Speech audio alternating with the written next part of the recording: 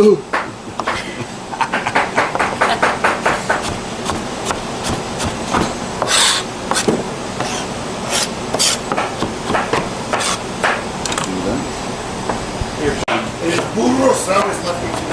You gotta say it with a Latin touch, you know, you can say it's like que persona, you know.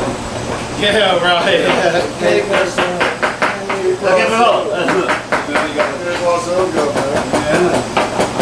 ¿Cómo está?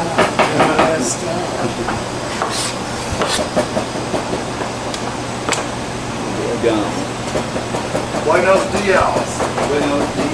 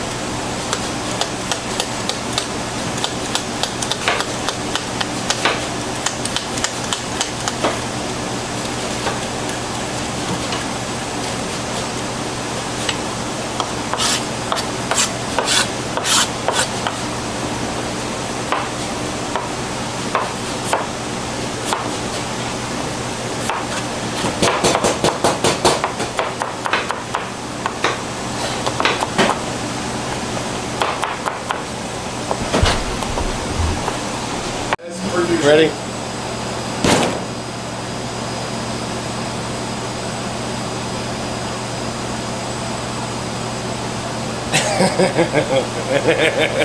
Pretty cool. That's Charlie's belly going down. Mine too. That's what it's Cool. Oh, there was a girl on this. Oh, dearie me. So when I put the TV on for the news, the plastic surgeons were on, you know. Yeah. It was this girl, she, I mean, it was obscene. Her boobies that were out here. Her waist was about 12 inch. It was just terrible. I mean, unbelievable. This fabulous British chef owner, Dominic Garrity, and his wife Meryl G. Start calling her Meryl G. Nickname Lady Margaret. Lady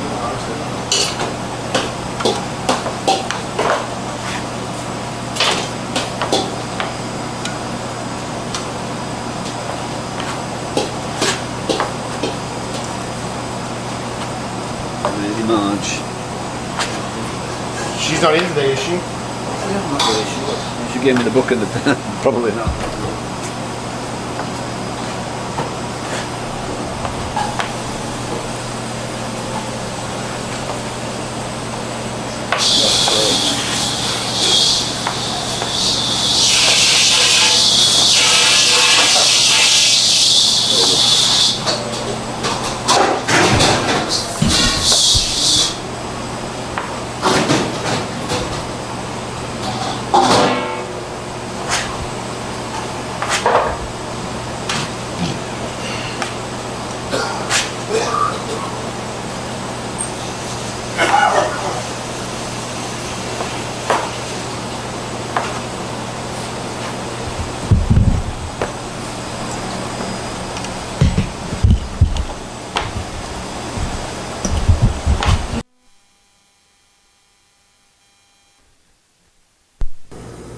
One more time.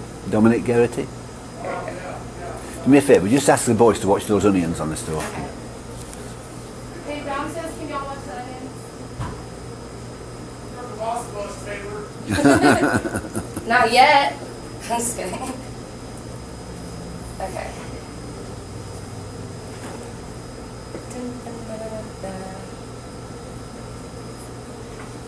Okay, so I guess I'm gonna sit here. Is my big head in the way? I don't really know. Okay, so just tell me a little bit about you. What's your name and where you grew up? Yes. I was born in a field in Halifax, Yorkshire. No, I'm from Halifax, Yorkshire, England. I was born in 1951.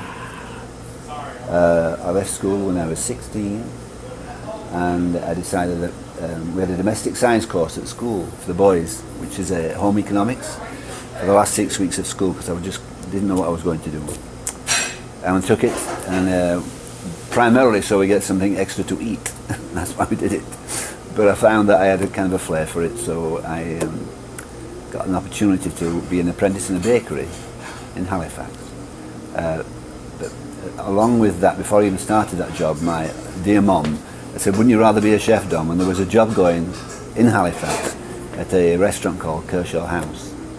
And I went there for an interview, and they offered me a job, and it was a lovely place, and it's still there now. It was built in 1660. Wow.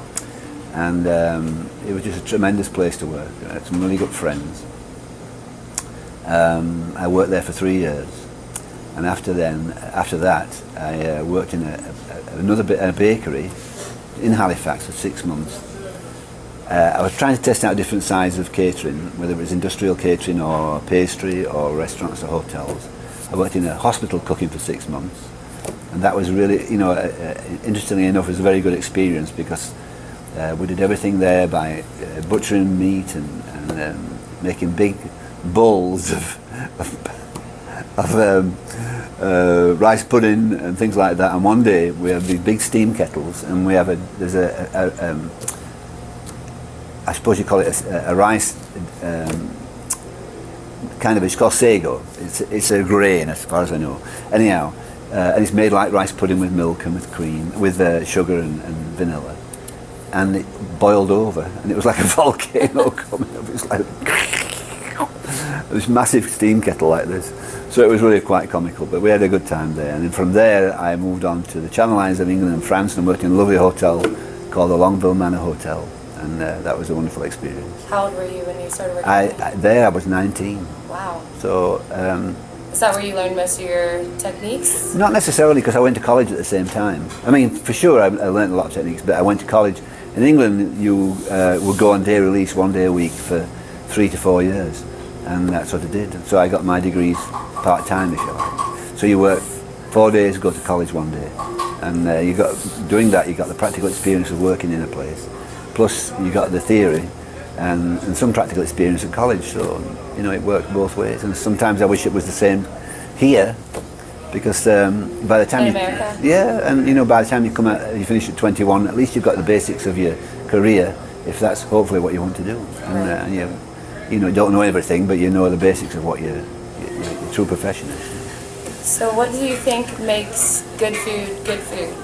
The quality of the ingredients that you're using. I mean, many chefs will say that. The quality of the ingredients and the time and attention paid to preparing it. And that. And so what do you think inspired you, besides working in the bakery, to ultimately become a chef rather than just a baker? Well, it's time and to some extent pressure.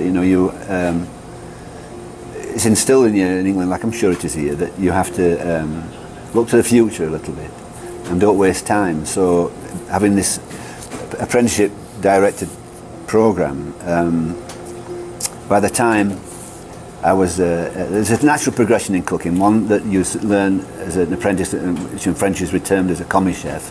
Then you go to be a chef de partie, and then you become a sous chef, and then you become an executive sous chef, and then hopefully an executive chef. So that was my path. And by that time, when I was I'd moved to America, I was in Alaska, and I was married, and I had a child on the way. And how old were you? I was 34, I think. And I was offered a job as executive chef at the Captain Cook Hotel. And so in other words, you can't really afford to turn it down, because you've got to look after a family by that time. And whether you had a family or not, it would only make sense to follow that line. And I managed to get a job at a really lovely hotel called the Westgate Hotel. And I worked there for 2 years prior to going to Alaska for adventure. So that's what we did. So who in the food world do you admire most? My mom. Chef-wise, gosh. difficult to say really. I mean, there's lots of different chefs up and down. You talk about Paul Bocuse and Anton Mosimann. These are self-made professionals. Well, self-made, but they followed the right procedure and being in a fortunate place and being talented at the same time. So those are two. Freddie Gerardet is from Switzerland, and he was much the same vein when I was growing up. So, and basically sometimes people you just work with how they treated one another and how they had patience to teach and to. I've worked with chefs that didn't teach at all. They just gave you a menu and you had to follow suit, which is I find very selfish. And you know, as a young man growing up and now a young woman in a profession, you need to learn as much as possible. But did that leave room for you to kind of cultivate your own technique and try things out? Or? Yeah, well, sure. You know, you're working at times with, especially confectionery, you're working with the science. So you've got to be very careful. You know, if you put too much baking powder, too much baking soda, you know, you've got eggs, you've got yeast. So there's a lot of theory behind confectionery, and to try and experiment sometimes is a bit difficult. So what are some of the favorite foods you like to cook with? I like to cook with. Well, presently, you know, I mean, at my point in life, as an executive chef, you've got to be applicable to every department of the kitchen. So, yeah, sure, you might have preferences. I mean, confectionery, I suppose I'll lean towards that, but I love to make pâtés and terrines and work with sauces and ingredients like that, and fruit and veg. It's just a matter of, you embrace it all, you know. Yeah. When you're British, you know, you embrace it all. So, where do you see yourself in 5 years? Dead. Okay, 10 years? Same? In heaven, hopefully. In 5 years, well, I hope to pass this place on to some decent individual. There's one in the kitchen right now, but I'm not so sure he's that decent, so we'll see. I don't know, I think just having a nice retirement, and I really don't know, because you're not focused in the way of thinking about retirement, but some people really look forward to it, and you know, you're still making a living. The government assumes that everybody's got piles of money stashed away. Well, that's not reality really, and you know, you certainly can't just live on your pension. So hopefully, there's a place in Ireland. My last name's Geraghty. There's a place in Ireland called Glass Lake, and it's supposed to be belong to the Geraghties somehow. And that's a nice thing to think about, but unfortunately there's about 1 million Geraghties, so that's not going to get us very far, is it? It's like Smith in America. Yeah, you know, and we're supposed to have this inheritance of a Glass Lake somewhere in County Mayo, but, you know, thousands of Geraghties everywhere in the world, so that's a bit of a laugh. So what do you love most about your job? I think the creativity side of it, and, you know, working with people, and the pressure sometimes is not so bad, you know, you bring the best out of you, you know, so. And what's the most important thing to take away from cooking? A sense of achievement, hopefully, that you've done a good job and that you're respected for what you do, you know, and that'll be, and a few shillings in your pocket. So if you had one wish, what would it be? One wish? About life in general. I mean, just if I'm coming away from this environment, they'll leave it in good stead. Like everybody, pray and hope that you've brought your family up correctly, and spread peace and love throughout the world. I really don't know. I would hope, and I think you know, I've been blessed in many ways. I mean, it's a common word used nowadays, but I feel that's the case. Yeah. So what's your last supper meal or your death row meal? Fish and chips. Fish and chips. I think every chef, no matter how clever he is or how talented he is, he'll come back to where the dish he had when he was a little boy or a little girl. It's very basic. It could be chicken and dumplings, or fish and chips and mushy peas, or something very simple, you know.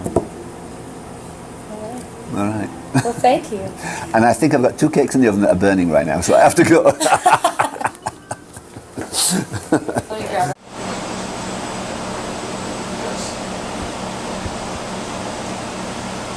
We got down 10 pounds a gallon green squash as well. 10 pound what? Gallon green squash. 10 pound gallon of green 10 squash. pounds a gallon of green. It sounded like Gallon. Yeah. Yeah. Is he Lewis? My friend calls me Dion in our color shirt. He's not Lewis. He's not scared. You're right.